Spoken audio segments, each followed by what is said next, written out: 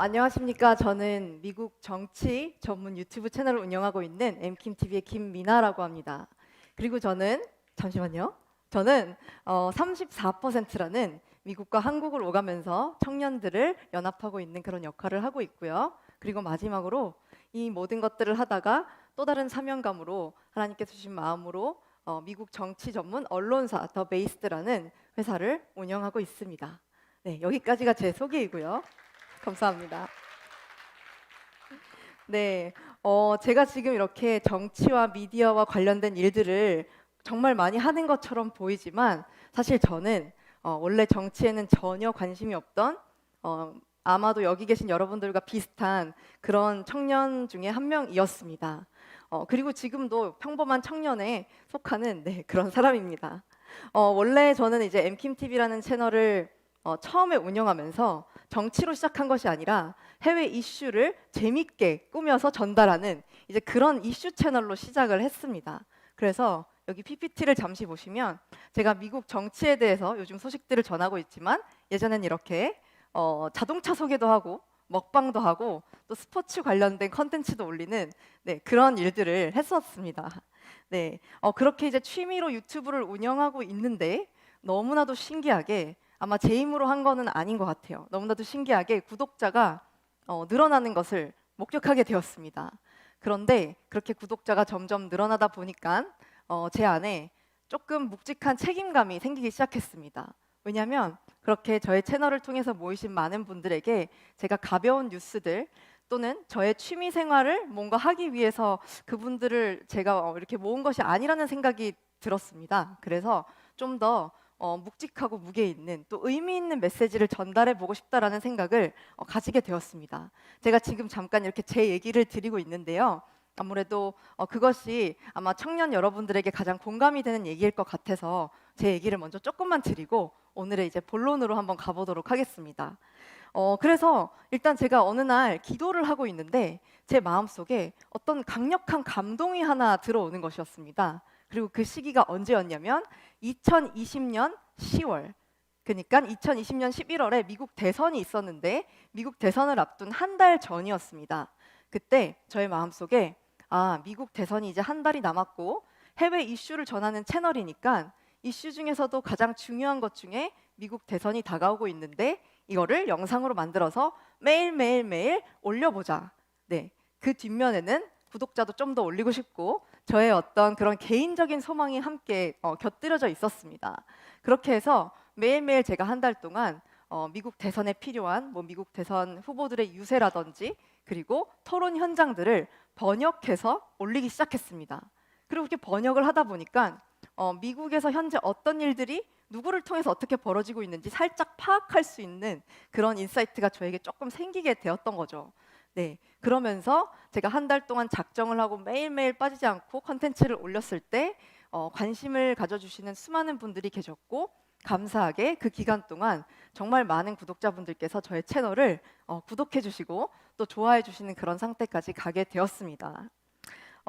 사실은 이렇게 한 달이라는 시간을 정해두고 매일매일 올리겠다고 정한 이후로 하루에 적게는 9시간에서 10시간 영상을 기획하고 편집하고 제작하고 만드는데 혼자 다 했거든요. 그래서 그렇게 한 달 동안 하고 때로는 밤을 새기도 하고 이제 한 달 후면은 이제 끝나는 거니까 나는 한 달 후면 좀 쉬어야 되겠다라는 생각으로 그렇게 있었는데 이 대선이 11월 3일 여러분들이 기억하실지 모르겠지만 선거 당일 개표가 다 종료되어야 하는 그런 대선이 당일날 갑자기 개표가 중단되고 밤에 하루가 지나고 이틀이 지나고 거의 일주일 가까이 지나서야 결과가 나오고 또 그것으로 인해서 수많은 의혹들이 생기고 또 미국 사회에 혼란이 일어나는 일들이 계속해서 진행되게 되었습니다. 그래서 제가 계획했던 한 달은 결국에는 2달, 3달로 늘어나서 3달 동안 어떻게 하겠어요? 제가 시작을 했는데 책임을 지고 끝을 내야 되기 때문에 구독자분들이 원하시는 그런 듣고 싶어 하시는 소식들을 계속해서 전해드리게 되었습니다. 그리고 저는 이때까지만 해도 이것이 하나님이 제가 단순히 수많은 구독자를 얻고 또 그분들이 저에게 관심을 가져주시고 이런 것을 넘어서 제 자신을 공부시키시고 또 준비시키시는 그런 자리라는 것을 이때까지만 해도 사실은 깨닫지 못하고 있었습니다. 그냥 시작했으니 끝을 봐야 되겠고 그런 책임감을 가지고 나가야 되겠다. 이렇게 수개월간의 밤샘 속에서 미국의 언론사들을 하나하나 파헤치기 시작했습니다.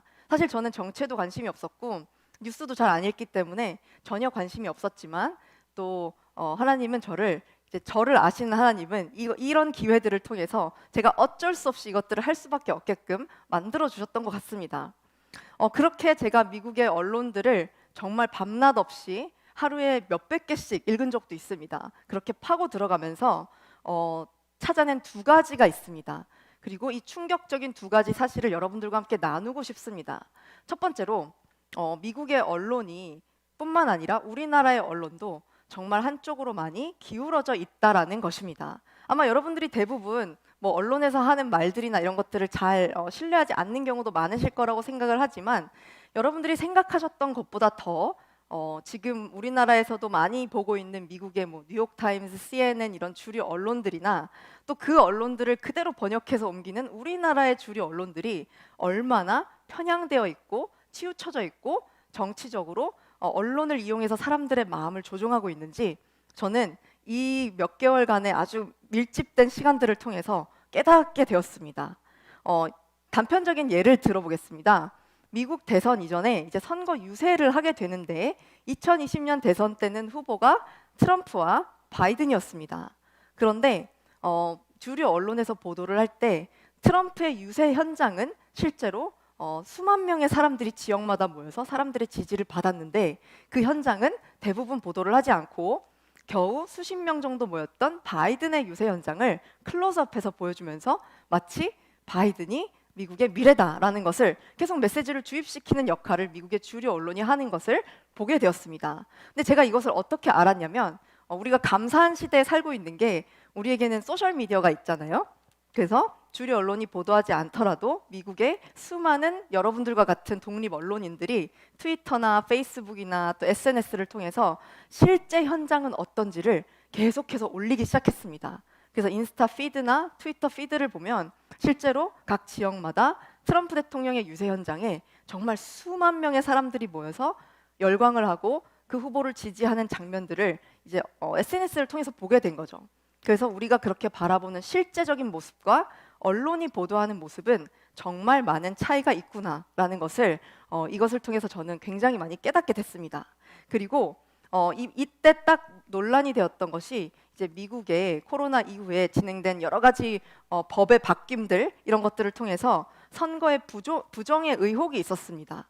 근데 사실은 수많은 증거가 합리적으로 나오고 또 문제 제기가 합리적으로 됐음에도 불구하고 주류 언론에서는 이런 것들을 들으려고 하지도 않고 바로 원천 봉쇄시켜버리는 이제 그런 역할들을 하고 있었던 것입니다. 거기서 저는 뭔가 이상하다라는 것을 깨닫게 되었던 거죠.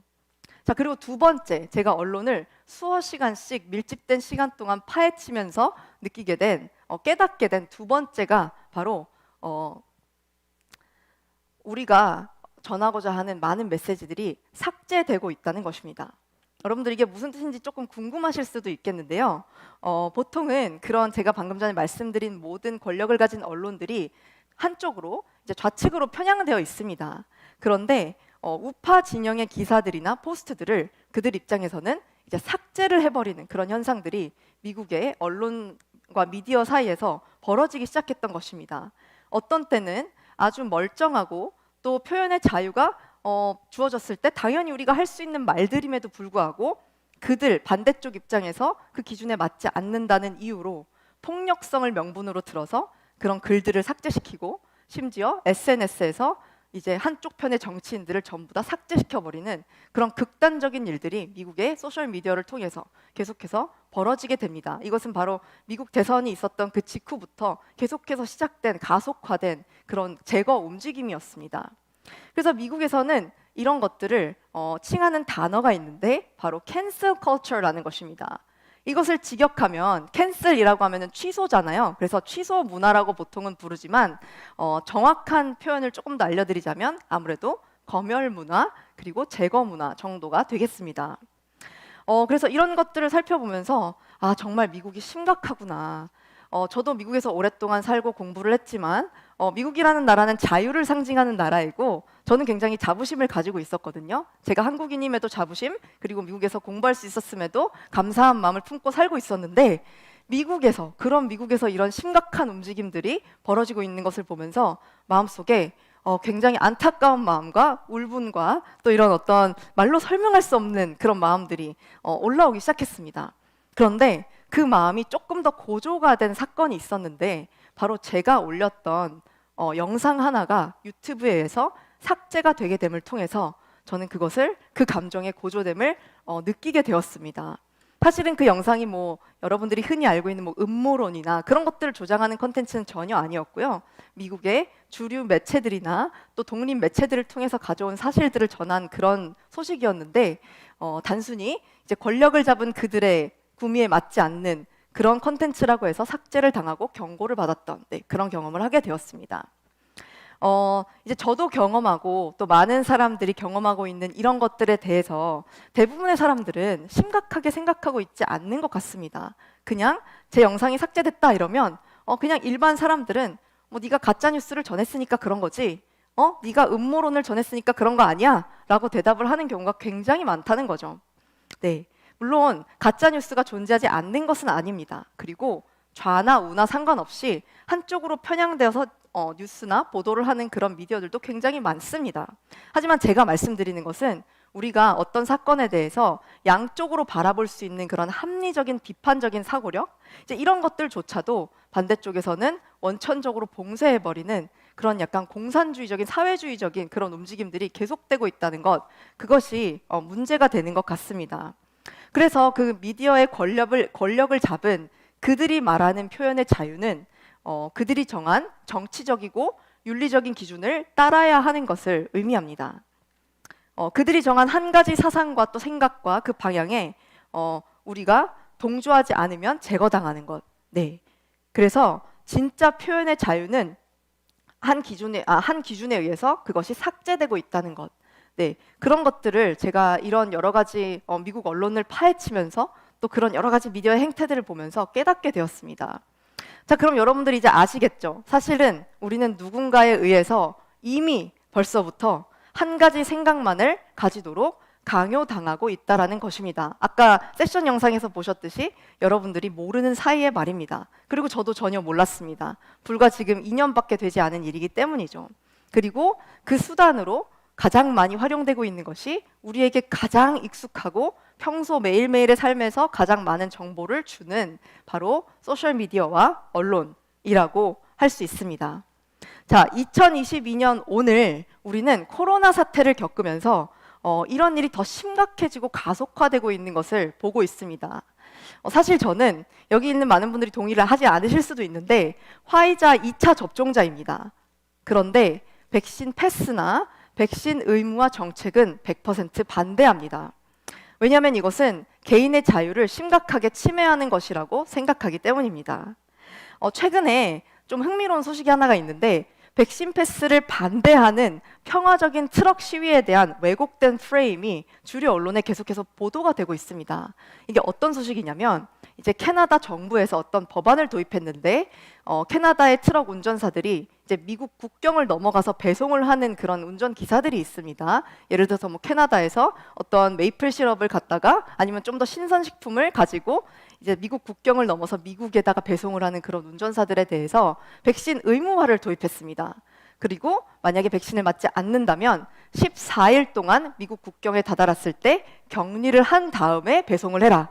네, 이런 법입니다. 자, 그렇다면 신선식품을 배송하는 그런 트럭 기사들 입장에서는 내가 바로 물건을 전달해야 되는데 14일 동안 격리를 해야 된다 하면은 그들의 만약에 백신을 맞을 수밖에 없겠고 만약에 백신을 맞고 싶지 않은 개인의 자유의 선택을 하고 싶다면 그 직업을 잃어야 되는 그런 극단적인 상황에 처할 수밖에 없는 그런 현상들이 지금 캐나다에서 벌어지고 있습니다. 그런데 그런 현상들에 맞서서 캐나다의 트럭 운전사들이 다 같이 모여서 시위를 했고 그리고 그 어마어마한 시위가 커져서 전 세계로 뻗어나가게 됩니다. 그래서 우리는 보통 누군가가 싸워서 자유를 얻어주었으면 하고 바라고는 있지만 내가 괜히 나서서 고생하는 것에 대해서 굉장히 몸을 사리는 것 같습니다. 그리고 저도 그랬습니다. 그런데 지금 우리에게 필요한 것은 무엇일까요? 바로 용기 있는 한 사람이라고 생각합니다. 방금 제가 말씀드렸던 그 트럭 운전사들 시위를 예로 들면 그 운전사들이 갑자기 어느 한날 한시에 몰려서 확 나온 것일까요? 시위를 하러? 그게 아니죠. 아마 어떤 용기 있는 한 사람이 그 움직임을 시작했을 것이고 그 목소리가 사람들에게 자유의 정신을 일깨우고 또 그렇게 깨어난 사람들이 한 목소리가 되어서 전 세계적으로 퍼지는 그런 무브먼트로까지 퍼지게 된 것이라고 저는 생각을 합니다. 자, 그런데 이런 일이 우리가 지금 2022년에 겪고 있는 이런 일이 지금만 있었던 일은 또 아닙니다. 제가 흥미로운 역사적인 얘기를 하나만 해드리려고 하는데 약 800년 전에 스코틀랜드에서도 한 용기 있는 사람이 있었습니다. 당시 스코틀랜드는 잉글랜드의 착취와 또 억압 가운데 있었지만 그 누구도 나서려고 하지 않았었습니다. 그때 윌리엄 월레스라는 한 평범한 사람이 자기 민족의 자유를 위해서 나서게 됩니다. I am William Wallace,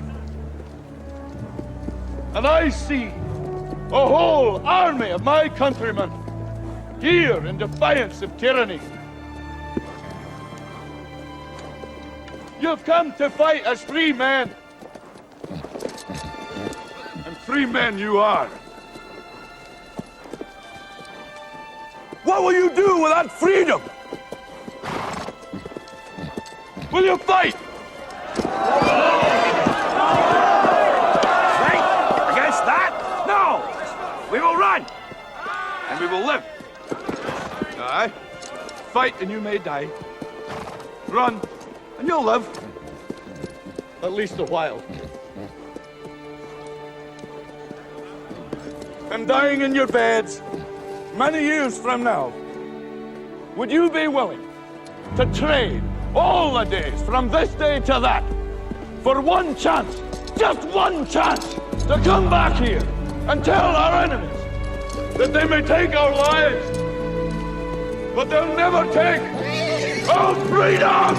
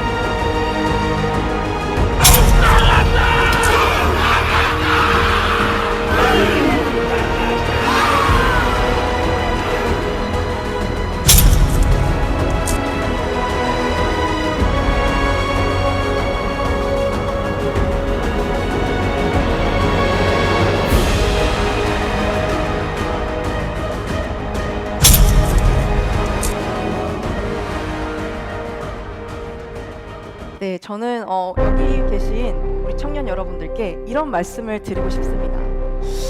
남들이 이렇게 말하니까 또는 남들이 눈치를 주니까 아니면 TV 뉴스에서 어떤 전문가가 이런 식으로 말을 하니까 또 내가 그것에 동의하지 않으면 누군가는 나를 왕따시키고 음모론자라고 부를 거니까 그런 이유만으로 여러분들이 침묵을 한다면 우리는 결국 자유를 잃어버리게 될 것입니다. 오늘 이 자리를 통해서 여러분들이 용기를 얻었으면 좋겠습니다. 여러분은 혼자가 아니라는 것, 그리고 아까 보셨던 것처럼 자유를 위해서 싸우고 있는 사람들이 이미 있었다는 것과 그리고 지금 이 자리에 여러분들 옆에 앉아 계신 수많은 사람들이 앞으로 여러분들과 함께 이 자유를 위해서 싸울 것이라는 것, 그것들을 여러분들이 아셨으면 좋겠습니다. 그리고 마지막으로 그 어떤 것보다도 여러분들의 눈을 들어서 하늘을 보면 죽음을 두려워하지 않고 우리에게로 오셨던 정말 용기 있었던 그분, 여러분 모두 그분이 누군지 아시죠? 네, 그분이 여러분과 함께하고 계시다는 것을 이 자리에서 꼭 여러분들이 아셨으면 좋겠습니다. 감사합니다.